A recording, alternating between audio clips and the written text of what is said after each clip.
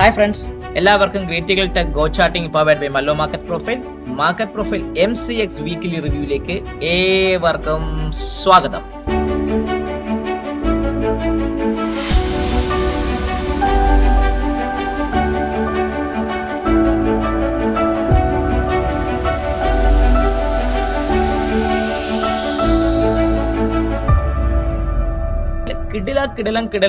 കിടിലമായിരുന്നു. കഴിഞ്ഞ ആഴ്ച ഞാൻ നിങ്ങളുടെ അടുത്ത് പറഞ്ഞു, നാച്ചുറൽ ഗ്യാസ് കഴിഞ്ഞ ആഴ്ച ഗോൾഡ് നോർമൽ അപ്പായ ഗോൾഡാണ്.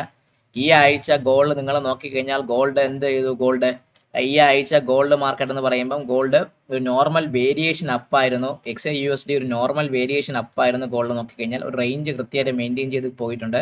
നിങ്ങൾ നോക്കുമ്പോൾ നിങ്ങൾക്ക് മനസ്സിലാകാൻ പറ്റും ഈ ഒരു റേഞ്ചിനകത്ത് മാർക്കറ്റ് നിന്നു. ആ ഒരു റേഞ്ച് കിട്ടിയത് പോയി 4161 നിന്ന് എവിടം വരെ പോയി 42. ഈ ആഴ്ചയിൽ 4264 വരെ പോയായിരുന്നു. സിൽവർ നോക്കിയാൽ ട്രെൻഡ് അപ്പ് വീക്കായിരുന്നു. സിൽവർ ഞാൻ പറഞ്ഞു ബുള്ളിഷ് മൂവ്മെന്റ് സ്റ്റാർട്ട് ചെയ്തെന്ന് പറഞ്ഞു. സിൽവർ എവിടം വരെ പോയി ഈ വീക്കിൽ?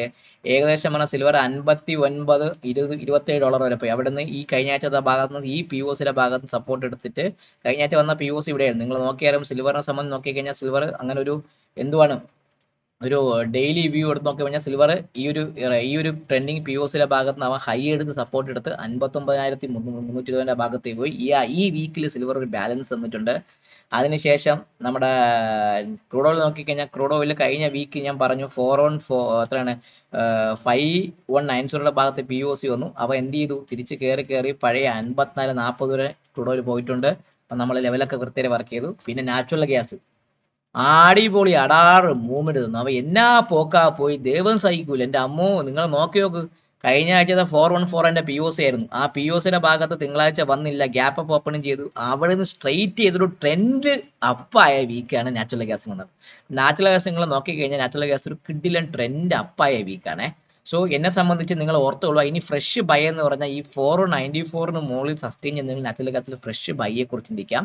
അത് ഇനിയും വാല്യൂ അൺലോക്ക് ചെയ്ത് 510, 525, 540, ഈവൻ 550 വരെ പോകാനുള്ള ചാൻസ് നാച്ചുറൽ ഗ്യാസിനെ സംബന്ധിച്ച് കൂടുതൽ. അപ്പോൾ ചുരുക്കി പറഞ്ഞാൽ 495 മുകളിൽ നിൽക്കുകയാണെങ്കിൽ മാത്രമേ ഈ ഒരു ട്രെൻഡിനെ കുറിച്ച് ഈ വീക്കിൽ നിങ്ങൾ ചിന്തിച്ചാൽ മതി. ഇല്ലെങ്കിൽ എന്ത് ട്രേഡ് നമ്മൾ ചെയ്യും? നാച്ചുറൽ ഗ്യാസിനെ സംബന്ധിച്ച് നോക്കുമ്പോൾ ഇന്നലെ മൺഡേയിൽ ഇന്നലത്തെ ഫ്രൈഡേ ക്ലോസ് ചെയ്യുമ്പോൾ ഇന്നലെയാണ് ഏറ്റവും കൂടുതൽ 8.5%, ഓൾമോസ്റ്റ് 10% അടുപ്പിച്ച് അത്യാവശ്യം കയറിയ ദിവസമാണ്. അപ്പോൾ ട്രെൻഡിങ് അപ്പായ ദിവസമാണ് ഇന്നലെ. സോ അതിനെ സംബന്ധിച്ച് 480-78 ഭാഗത്ത് എക്സ്റ്റൻഷൻ ഹാൻഡിൽസ് സിംഗിൾ പ്രിൻസ് ഉണ്ട്. പിന്നെ വീണ്ടും ഇവിടെ 461 ഭാഗത്ത് ഒരു എക്സ്റ്റൻഷൻ ഹാൻഡിലുണ്ട്. 455 PO. ഇപ്പോൾ ചുരുക്കി പറഞ്ഞാൽ 455-നും 450 ഭാഗത്തും നാച്ചുറൽ ഗ്യാസ് വരികയാണെങ്കിൽ നിങ്ങൾ ബൈയെ കുറിച്ച് ചിന്തിക്കുക. അവൻ തിരിച്ച് വീണ്ടും കയറാനുള്ള ചാൻസേ കാണുന്നുള്ളൂ. അപ്പോൾ ഫ്രഷ് ബൈ എന്ന് പറഞ്ഞാൽ ഞാനിവിടെ സെല്ലിങ്ങിനെ കുറിച്ച് സമ്മതിക്കില്ല. നാച്ചുറൽ ഗ്യാസ് സെല്ല് ചെയ്യാൻ പാടില്ല. നമുക്ക് നാച്ചുറൽ ഗ്യാസിൽ 495 മുകളിൽ സസ്റ്റെയിൻ ഒരു ബൈയിങ്ങിനെ കുറിച്ച് ചിന്തിക്കുക. അത് 515, 525, 540, 550, ഈവൻ 550 വരെ പോകാനുള്ള ചാൻസ് കൂടുതലാണ്. ഇല്ല, താഴേക്ക് ഇറങ്ങി വരുന്നുണ്ടെങ്കിൽ 455, 450 സോണിന്റെ ഭാഗത്ത് ഒരു ഡിപ്പ് ബൈയിങ് ഞാൻ നാച്ചുറൽ ഗ്യാസിനെ കുറിച്ച് ഞാൻ നിങ്ങളുടെ അടുത്ത് പറയുന്നുള്ളൂ. ഇത് ക്ലിയർ ആയിട്ട് നിങ്ങൾ വാച്ച് ചെയ്യുക. അതനുസരിച്ച് മാക്സിമം ട്രേഡ് ചെയ്യാൻ വേണ്ടി ശ്രമിക്കുക നാച്ചുറൽ ഗ്യാസ്. ഇനി ക്രൂഡ് ഓയിൽ ഈ റേഞ്ച് ഇങ്ങനെ പൊട്ടാൻ ശ്രമിക്കുന്നുണ്ട്. ആദ്യമായിട്ടാണ് 5500-400 മുകളിൽ ക്രൂഡ് ഓയിൽ ഒരു ക്ലോസിംഗ് തന്നത്. അപ്പോൾ ക്രൂഡ് ഓയിൽ സംബന്ധിച്ച് നമ്മൾ വീക്കിൽ നോക്കിക്കഴിഞ്ഞാൽ ഒരു സ്ട്രോങ് ക്ലോസിംഗ് എന്ന് വേണമെങ്കിൽ ഞാൻ പറയാം.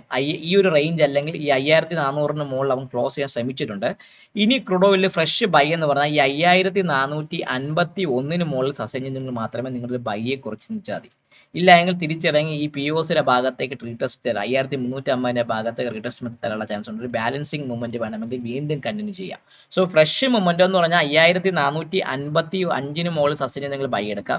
അങ്ങനെയാണെങ്കിൽ ഈ ബൈ 5600, ഈവൻ 5700 ഭാഗത്തേക്ക് ഫസ്റ്റ് ടാർഗറ്റ് 5566, സെക്കൻഡ് ടാർഗറ്റ് 5645, അതിന് മുകളിൽ 5700. ഇവിടെ ഒരു സിംഗിൾ പ്രിന്റ് കണ്ടല്ലോ വീക്കിലിയുടെ, അതൊക്കെ വേണമെങ്കിൽ ഫില്ല് ചെയ്യാം. സോ 5460-56 മുകളിൽ നിൽക്കുകയാണെങ്കിൽ 5565, 5604, അതിന് മുകളിൽ 5651 പറഞ്ഞ ഭാഗത്തേക്ക് പോവാം. ഇല്ല, ഇനി സെല്ലിംഗ് എന്ന് പറഞ്ഞാൽ തിരിച്ച് ഈ ഒരു ഏരിയ 5450 താഴെ നിൽക്കുകയാണെങ്കിൽ തിരിച്ച് വീണ്ടും താഴേക്ക് ഇറങ്ങി 5350, 5300, 280 എന്ന് പറഞ്ഞാൽ ഈ ഒരു ഭാഗത്തേക്ക് വേണമെങ്കിൽ വീണ്ടും ഫില്ലിംഗ് ചെയ്യാനുള്ള ചാൻസ് ഉണ്ട്. പക്ഷേ ക്രൂഡ് ഓയിൽ എന്നെ സംബന്ധിച്ച് ഒരു ബ്രേക്ക് ഔട്ടിനുള്ള ചാൻസ് ആണ് ഞാൻ കാണുന്നത്. സോ 5450 മുകളിൽ സസ്റ്റെയിൻ ചെയ്യുന്നെങ്കിൽ ഈ പറഞ്ഞ ലെവൽ ട്രേഡിംഗിൽ നിങ്ങൾ ഫോക്കസ് ചെയ്ത് ക്രൂഡിൽ ഡിപ്പ് ബൈങ്ങിനെ കുറിച്ച് ചിന്തിക്കാം. ഞാനിപ്പോൾ ഇനി ക്രൂഡിന് ഒരു ബ്രേക്ക് ഔട്ട് സാധിക്കുന്നുണ്ട്.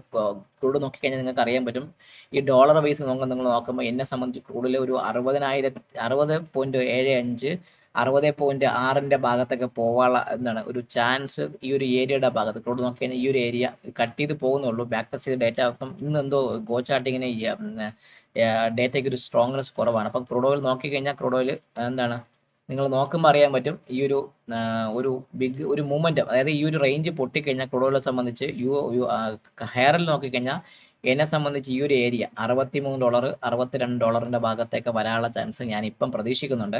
അപ്പം അതുകൊണ്ട് നോക്കിയാൽ മതി ക്രൂഡ് ഓയിൽ ഹയർ ടൈം ഫ്രെയിമിൽ ഒരു മുമ്പ് സ്റ്റാർട്ട് ചെയ്തെന്ന് തോന്നുന്നുണ്ട്. പക്ഷേ ഇതൊരു ലോവർ ടൈം ഫ്രെയിമിൽ വീക്കിൽ നോക്കുമ്പോൾ ഇങ്ങനെ ഇറങ്ങി വരുന്നൊരു ഇതാണ്. So $57 ഭാഗത്തൊരു strong സപ്പോർട്ടുണ്ട്.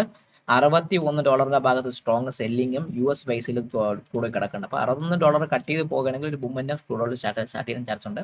ആ മൂവ്മെന്റം വേണമെങ്കിൽ നമ്മുടെ MCX-ലും തരാനുള്ള ചാൻസ് ക്രൂഡ് ഓയിലിനെ സംബന്ധിച്ച് കൂടുതലാണ്. ഇനി നമുക്ക് നോക്കേണ്ടത് XAUUSD. ഗോൾഡ് കഴിഞ്ഞ MCX-ന്റെ ചാർട്ടിന്, MCX അല്ല CME ചാർട്ടിന് കുറച്ച് ഡേറ്റ ഉണ്ട്. ഗോൾഡ് കഴിഞ്ഞ ഈ ഒരു റേഞ്ചിന് ശേഷം ആദ്യമായിട്ടാണ് ഈ ഒരു 4195 അല്ലെങ്കിൽ 4195 മുകളിൽ അവൻ ക്ലോസ് ചെയ്തത്. അപ്പോൾ എന്നെ സംബന്ധിച്ച് ഈ 4195 മുകളിൽ ക്ലോസ് ചെയ്യുമ്പോൾ ചെറിയൊരു റെസിസ്റ്റൻസ് ഇവിടെ കിടപ്പുണ്ട്.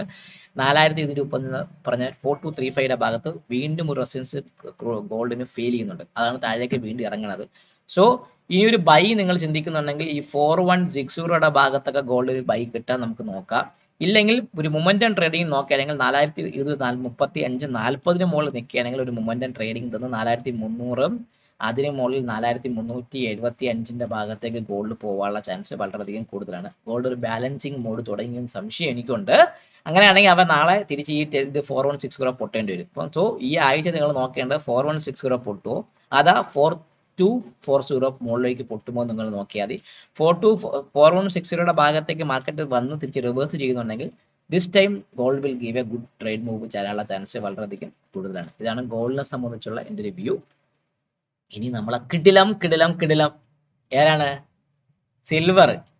കഴിഞ്ഞ ആഴ്ചത്തെ ട്രെൻഡിങ് വീക്കിന് ശേഷം ആദ്യമായിട്ട് അവർ ബാലൻസിങ്ങിന്റെ മൂവ്മെന്റ് തന്നു. ഏകദേശം പറഞ്ഞ 58-20 ഭാഗത്തുള്ള POSയുടെ ഭാഗത്തൊക്കെ തന്നെയാണ് അവൻ ക്ലോസ് ചെയ്തിരിക്കുന്നത്. അപ്പം ഇനി ഫ്രഷ് ബൈ എന്ന് പറഞ്ഞാൽ $59 മുകളിൽ സസ്റ്റെയിൻ ചെയ്യുന്നുണ്ടെങ്കിൽ സിൽവറിനെ സംബന്ധിച്ച് $62 ഭാഗം വരെ പോകാനുള്ള ചാൻസ് വളരെ കൂടുതൽ. അപ്പൊ ചുരുക്കി പറഞ്ഞാൽ $59 മുകളിൽ നിൽക്കുകയാണെങ്കിൽ എവിടെ വരെ പോവാം? $62 ഭാഗത്തേക്ക് വരാനുള്ള ചാൻസ്, ഒരു 5% മൂവ്മെന്റ് ഒക്കെ ഞാൻ പ്രതീക്ഷിക്കുന്നുണ്ട്. $58 മുകളിൽ നിൽക്കുകയാണെങ്കിൽ അത് വേണമെങ്കിൽ സ്റ്റിൽ സിൽവറിന്റെ ചൂട് ഇപ്പോഴും പോയിട്ടില്ല. Silver has some follow up movement തരാനുണ്ട്. It will give. അപ്പൊ അതുകൊണ്ട് സിൽവറിനെ ഒന്ന് വാച്ച് ചെയ്യുക. $59 മുകളിൽ നിൽക്കുകയാണെങ്കിൽ അവൻ തിരിച്ചു പോവുക. ഇൻ കേസ് ഇനി സിൽവർ സെല്ലിങ് വരെയാണെങ്കിൽ ഓർത്തുകൊള്ളുക, ഈ $56 താഴെ വരെയാണെങ്കിൽ ഈ ഒരു ഫില്ലിംഗ് ഒക്കെ വേണമെങ്കിൽ താഴേക്ക് വന്നൊരു ഹെവി സെല്ലിങ് വരാം. സോ $56 താഴെ ഒരു ഹെവി സെല്ലിങ് വന്ന് വേണമെങ്കിൽ ഈ ഒരു POC ഫിൽ ചെയ്യാം. ഇല്ല എങ്കിൽ എന്നെ സംബന്ധിച്ച് $60 ഭാഗത്ത് സിൽവർ വരണം.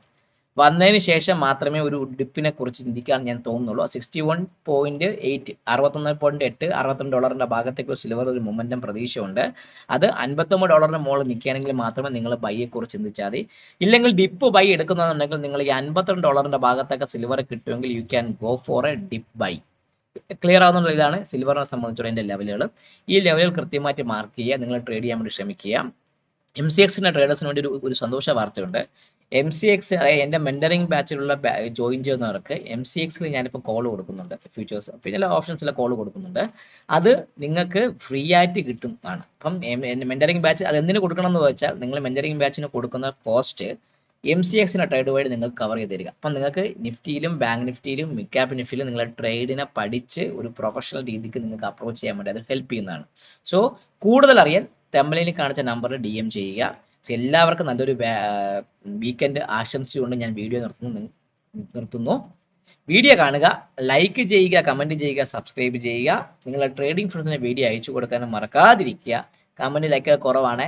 എനിക്ക് തമിഴിലൊക്കെ തന്നു എന്നെ സന്തോഷിപ്പിച്ചാൽ മാത്രമേ കിടലം വീഡിയോസ് ഇനി അങ്ങോട്ട് ഇടാൻ ഒരു പ്രചോദനം വരുള്ളൂ. മാർക്കറ്റ് പ്രൊഫൈലിനെ കുറിച്ചുള്ള ഓരോ ഷോർട്സ് വീഡിയോ ഞാൻ ഇപ്പോൾ ഇടുന്നുണ്ട്. അത് നല്ല വിപുലമായ രീതിയിൽ കിടിലൻ ചെറിയ ചെറിയ 1 മിനിറ്റുള്ള വീഡിയോസോട് ചേർന്ന് ഇനി അങ്ങോട്ട് വരാൻ പോവുകയാണ്. ഒരു പ്രളയം പോലെ വരും. അപ്പൊ നിങ്ങൾ അതൊക്കെ കാണുക, ലൈക്ക് ചെയ്യുക, കമന്റ് ചെയ്യുക, സബ്സ്ക്രൈബ് ചെയ്യുക. Take care and by.